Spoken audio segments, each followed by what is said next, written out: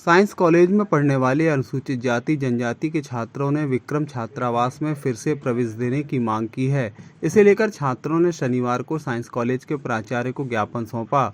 छात्रों का कहना है कि वे गरीब घरों से हैं और जबलपुर में रहकर किसी तरह पढ़ाई करते हैं। 2 साल तो उन्हें हॉस्टल में रहने मिल गया, लेकिन उसके बाद अचानक से हॉस्टल में प्रवेश बंद कर दिया गया, जिसकी वजह से अब उन्हें 3000 रुपये महीने में कमरा लेकर रहना पड़ रहा है। इससे उनकी आर्थिक स्थिति खराब हो रही है। इसलिए विक्रम छात्रावास को फिर से खोला जाए।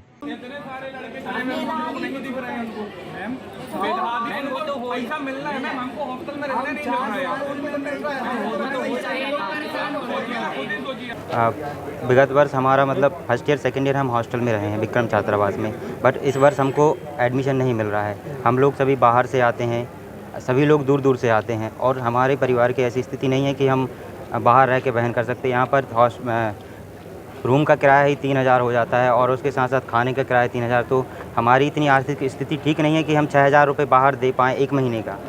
और प्रिंसिपल महोदय हॉस्टल खोलने का नोटिस निकाले थे, बट नोटिस निकाला और उसके बाद उन्होंने प्रवेश प्रक्रिया बंद कर दी।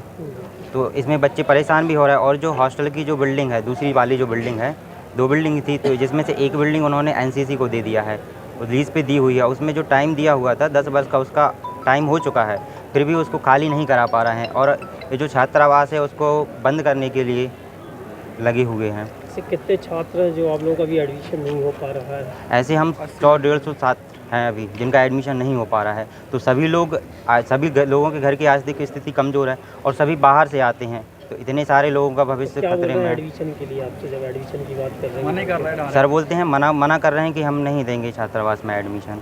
और वो ये बोलते हैं कि पीडब्ल्यूडी का हवाला दे देते हैं कि वो बिल्डिंग ऐसी है, जबकि सब सुरक्षित है, वहाँ पर कोई दिक्कत नहीं है। तो आज आप के लिए हम ये छात्रावास खुलवाने के लिए और उसमें प्रवेश प्रक्रिया पुनः प्रारंभ करने के लिए यहाँ पर धरना देने के लिए आए। यदि मांग पूरी नहीं होती तो हम अनिश्चितकालीन धरना देते हैं। यदि किसी भी छात्र को यदि कोई नुकसान होता है या उसके कोई भी नुकसान होता है या फिर उसके साथ कोई गलत हो जाता है, तो इसकी पूरी जवाबदारी कॉलेज प्रशासन की रहेगी, प्रिंसिपल महोदय की रहेगी। ठीक है, और हम टीसी भी ले लेंगे। नहीं तो हमको टीसी दे दो, जब हम छात्रावास में भी नहीं रह पाएंगे तो हमको टीसी दे दे। क्या मतलब फिर हमारे यहाँ रहने का, है ना? हमारे पास इतना पैसा नहीं है कि हम बाहर बहन कर पाएँ, इसलिए हमको टीसी दे दीजिए। सारे बच्चे सारे को टीसी दे दीजिए।